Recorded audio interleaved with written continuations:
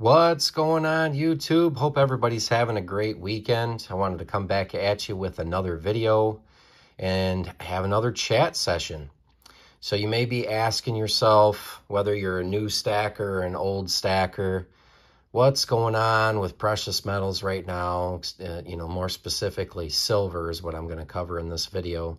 And, is it going to stay above 20? Is it going to go below 20? What should I do? What types of silver should I stack? What's a good thing to pick up right now? Well, I'm going to tell you that's a completely loaded question because it's going to depend on many things, guys. It's going to depend on what your goals are, what you're trying to do, how much time and effort you're willing to put into it. If you just want to pick up weight and buy the cheapest thing possible, or if you're willing to put in a little bit of effort, a little bit of homework, try to, figure things out to try to make your stack work a little bit better for you. Here in front of you, you're going to see a little bit of a mix of some vintage, some art bars. I just threw some Inglehards out there just because they're recognizable and I had them sitting close by. I got the old, here's a roll of, I think, 2012 Silver Eagles.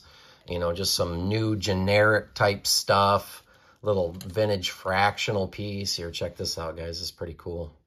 I'll tell you a little bit more about that in just a minute. And then shameless plug of my own stuff, just cool little new design that I had made here recently. I just was going to show off briefly. Thought it came out kind of cool.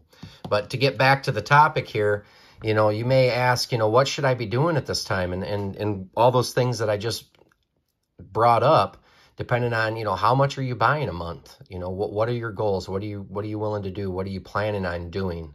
Well, so you have to try to figure out that first. But, I can tell you what I do and what's worked for me. Now, disclaimer, and I always say everything's a little bit different for me because I do have a silver business. I tend to stay away from anything that's not pure. I buy a lot of shot, so I do not purchase stuff like this. And, unless somebody sends it to me to melt for something or trade or things like that, like the newer generics, I don't tend to buy just because I can make it myself so much cheaper. So it's going to be a little skewed for what I do compared to what most people will do. But I'll tell you what I've done in the past. In the past, when I walk into a coin shop, now this is only going to pertain to you if you have coin shops to go check out, or flea markets or pawn shops, but there should be something near you or something worth scoping out, I would go in and I'd look for things like this first. I'd look for these old vintage bars, poured bars. Here's a cool little old Inglehard bar, X8 variant, a little bit more sought after anyways. It's not terribly rare, but it's cool. Here's an old Rocky Mountain Mint, just neat old bars like that. I would always look for those first.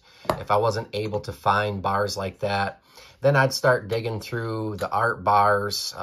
Again, these are just Inglehards. I do a lot more than just Inglehard bars, but these are very recognizable and even recognizable from the local coin shops and have been for quite some time. And, they used to and still do charge a premium for even Inglehards, but all the other ones, they really didn't back in the day and all the years that I was stacking. So if I didn't find this type of silver, I'd tend to go hunting down art bars, old things that I didn't have, old mints, old things like that. Then you start doing your homework and you find that there's nice premiums on those.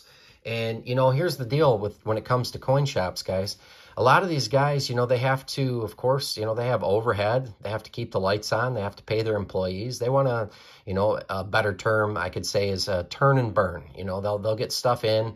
They're not going to be worried about a little bit of premium on art bars or, because they're going to want in stock basically what their customers are coming in and looking for. And a lot of the coin shops and a lot of the old timers and even the young timers, people are coming in looking for these. They're looking for maples. They're looking for nice, clean buffaloes or, nice, clean 10-ounce bars. And they didn't really care too much about the old grubby art bars. So I would go in there and I would scoop them up. And I have tons of them in my stack. And that was a nice way that I was able to build premium into my stack, guys, just looking for things that other people really weren't looking for. And now, just so happens that the vintage market's pretty hot. The old art bars demand a nice premium. And, you know, basically, when silver's low, a lot of people will tend to go to generic. So that will be the first thing that I'll bring up. You have to ask yourself, do you think silver's going lower, or do you think it's possibly going to go higher? So that right there would tell me whether you're going to go with straight generic or try to look for something first that has premium built into it. Depending on, you know, what the market goes up or down, it kind of gives you a safe haven where you're not directly tied to spot if you can get things with premium. And I talked about that a little bit in my last video. So that's what I would always try to do at first. Try to, you know, obviously, if you can go into a coin shop and buy something for 20 bucks and it's worth 40 bucks or 35 bucks or even, you know, 29 bucks or whatever, you know, on the secondary market, I would walk out of there feeling like I did pretty good, you know. And if silver spiked to the moon, I didn't pay high premiums on it. And if I wanted to dump it real quick, I could dump it. But if silver goes down, it protect my investment or my savings or my hedge. I always say those three things because a lot of people don't look at silver as an investment. Now, I say when you talk about silver and precious metals, you can't make blanket statements. You can't say it's not an investment, and you can't say that it is. It just depends on what type of silver we're talking about. Are you talking about an old rare collectible, or are you talking about just a plain generic bar? Are you talking about silver eagles? Are you talking, you know, it depends on what you're talking about, guys. So there are collectibles, obviously. There are coins, obviously, that are investments because they, you know, they have a proven track record over time to continue to go up in value regardless of the spot price, okay? And another blanket statement that kind of drives me crazy, and I might get a little pushback on this, and you hear this all the time from everybody, and I don't, you know, I'm not trying to say anything negative about it, so please don't take it that way, guys. I definitely don't like drama, and I'm definitely not going to say any mean things about anybody. I'm just talking about myself and my own opinions. The one thing you hear a lot is an ounce of silver is an ounce of silver, okay? No, it's not. I have 1 ounce poured silver bars that I paid $17 for that have recently sold on eBay for $700, $800, $900. You know what I'm saying? An ounce of silver is not an ounce of silver. If you're able, or if you have local coin shops or flea markets or places, and you're willing to put in the time and the effort to look at some of these vintage prices, check out what they've been going for in auction houses, Worth Point, different things like that, eBay, you know, sold listings. You can, if you have the time and you feel like doing it, there are lots and lots of opportunities to make money with precious metals, not just old vintage stuff. It could be coins. I know obviously that's not more of a stacking thing, that's more of a collecting thing, so it's a little bit different of a topic. But you can also venture into jewelry. There's tons of money in scrapping, guys, learning about stones. There's so many different ways to make money when it comes to gold and silver. Now, you may say, you know, stuff that's not for me. You know, I don't really care about that. I have an X amount of money that I would like to put into this or save or kick back every month. And I don't want to have the headache. And I don't want to have all this stuff that people have to figure out later. And I completely understand that because I have those same thoughts in my head a lot too. But I just happen to be a collector and I enjoy the old stuff and collectible stuff. And I try to, you know, I try to pick winners. I think we all try to do that. We all try to pick winners, whether it's a new collectible coin or, you know, whatever it is. You know, we like to the next hot thing. I'd like definitely like to get the next hot thing so we can make an extra buck on top of our, you know, either just regular generic premiums or spot price.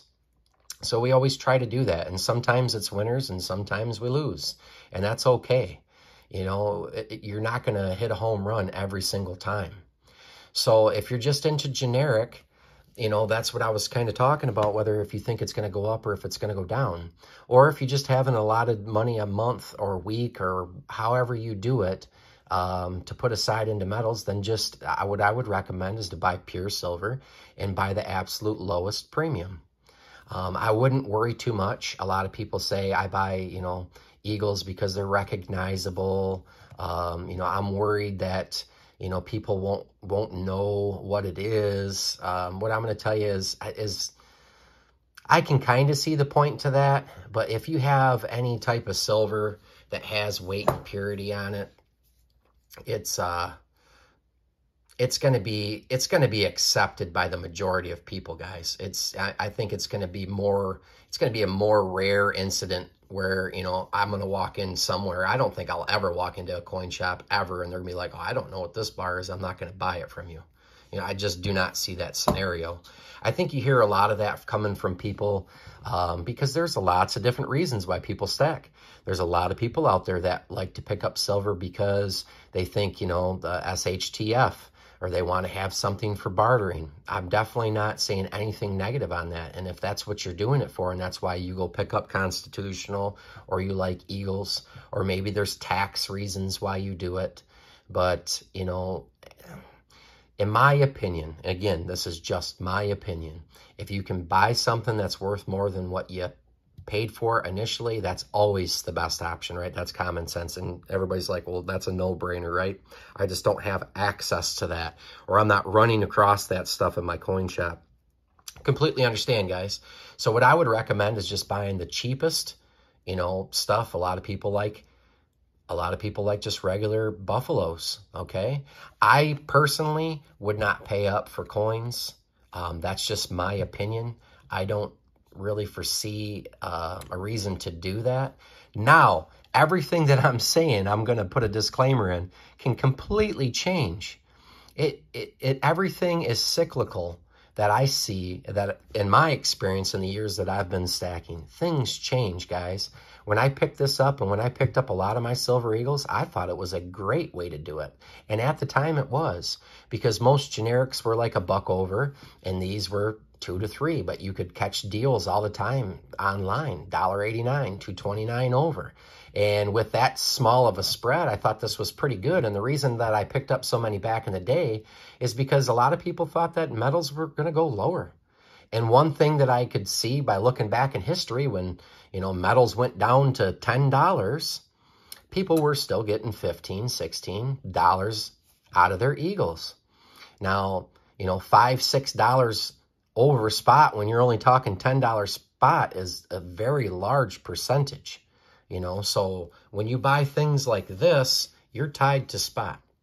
The only time back in the day before I started pouring, guys, that I would really heavy load up on generics is if I thought we were close to a bottom or near a bottom. Anytime that I thought silver was a little high, premiums were a little high, I definitely would not buy any of these because I didn't want to pay high premiums on regular generic silver. At that point in time, I just held my cash. I put money into graded Morgans. I put my money into things that had premium built into them already, like vintage silver. I didn't grossly overpay for some of them, but some of them I did pay up a little bit on. But for the most part, I've done pretty well with the vintage, and I'm going to have some, in the coming weeks, I'm going to show you guys some hard numbers and some cool things that I've been able to do with my vintage to really increase my weight count in my stack, and I'm pretty excited to share that with you guys. Now here, I brought this one out for a reason. We were talking about an ounce of silver is not just an ounce of silver. Now this isn't an ounce. As you can see, it's a ½ ounce, and I did that on purpose. Here's another thing that you can do in coin shops that you can have a nice premium piece. If they have a junk bucket, if they have fractionals in there, most of us know that fractionals bring a nice premium. A lot of the time, a lot of coin shops send off their fractionals or dirty pieces or old art bars and such. They'll send them off to the refiner because they don't really want to have a cabinet full of ½ ounce, quarter ounce, whatever pieces, and you usually can get them pretty close to spot. Well, the thing is about fractionals, not just the new stuff, but especially the old stuff, have really nice premiums on them. You know, this one here is probably 4 times spot. You know what I'm saying? And there's so if you can, that's just another tip for a thing that you can look for when you go into your local coin shop. And I'm not talking about the little 1 gram Chinese stamped little rounds. Those you're not really going to find any premium on. But if you dig through there and you find a vintage Pamp or an old Foster bar or, you know, older cool looking little fractionals, they may be worth your while. You know, a little 10 gram Engelhard, something like that. Those things command tons of premium. There's all sorts of little tips and tricks like that that I plan on sharing with you guys through future videos. And I plan on popping out some more content and continue having these discussions. I only can talk about so much.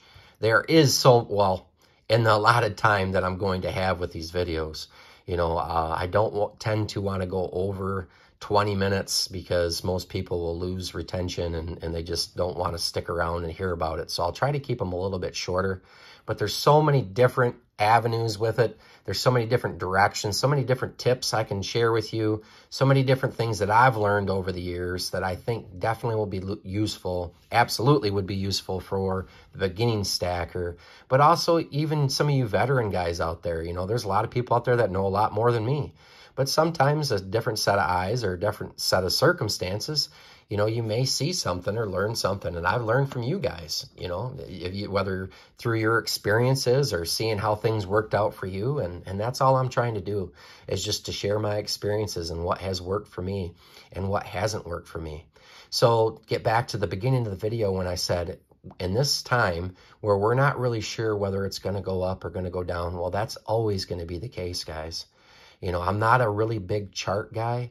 I kind of feel like charts are a little Monday morning, you know, quarterbacking.